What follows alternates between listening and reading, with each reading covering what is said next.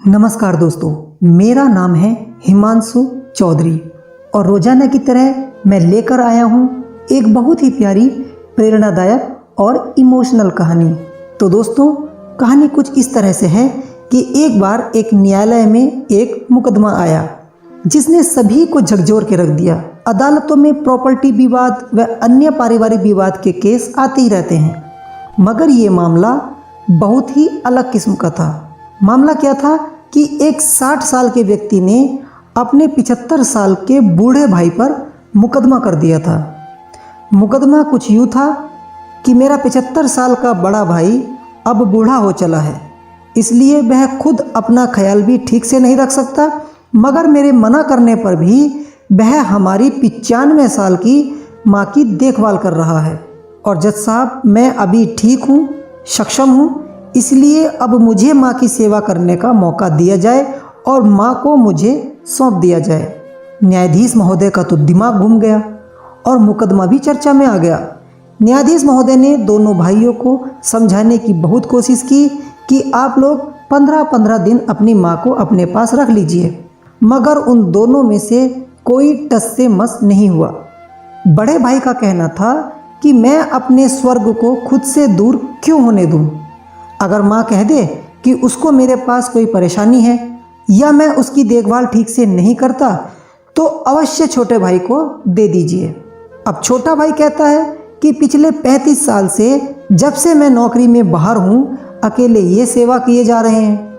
आखिर मैं अपना कर्तव्य कब पूरा करूँगा, जबकि आज मैं स्थायी हूँ, बेटा बहू सब हैं, तो माँ भी तो चाहिए।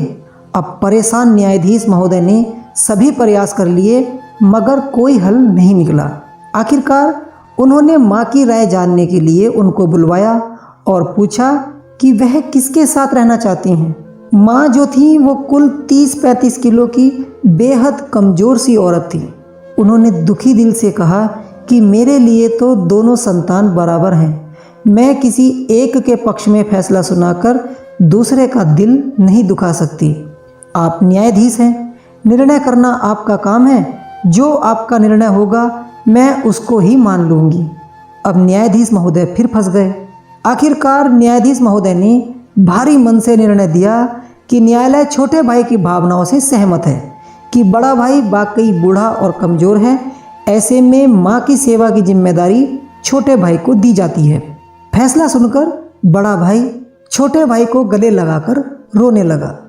यह सब देखकर अदालत में मौजूद न्यायाधीश समेत सभी लोगों के आंसू छलक पड़े। कहने का तात्पर्य यह है कि अगर भाई बहनों में वाद विवाद हो तो इस स्तर का होना चाहिए। ये क्या बात है कि माँ तेरी है, इस चीज़ की लड़ाई हो, और पता चले कि माता पिता तो ओल्ड एज होम में अर्थात वृद्ध आश्रम में रह रहे हैं। यह पाप है। धन दौलत गाड़ी बंगला सब होकर भी यदि माँ बाप सुखी नहीं तो आपके दौलत कमाने का भी कोई फ़ायदा नहीं है। दोस्तों, यह कहानी बहुत छोटी है, लेकिन इस कहानी का जो सार है वो बहुत ही गहरा है। आज का समय यही है कि हम लोग अपने बूढ़े माँ बाप को वृद्ध आश्रम में भेज देते हैं, उनको बोझ समझते हैं। लेकिन दोस्तों, जिस घर में माँ बाप होते हैं वो घर स्वर्ग से कम नहीं होता। दोस्तों, माँ बाप क्या होते हैं ये आप उनसे पूछिए जिनके माँ बाप नहीं होते। तो दोस्तों, आज के लिए इतना ही। आशा करता हूँ कि आपको यह कहानी पसंद आई होगी। यदि आपको यह कहानी अच्छी लगे तो कृपया अपने दोस्तों को भी शेयर कीजिए और हमारे चैनल को सब्सक्राइब अवश्य कर लीजिए, ताकि आने वाली कहानियाँ आपको सबसे पहले मिलती रहें। तब तक के लिए आप लोग स्वस्थ रहिए, अपना ध्यान रखिए। धन्यवाद।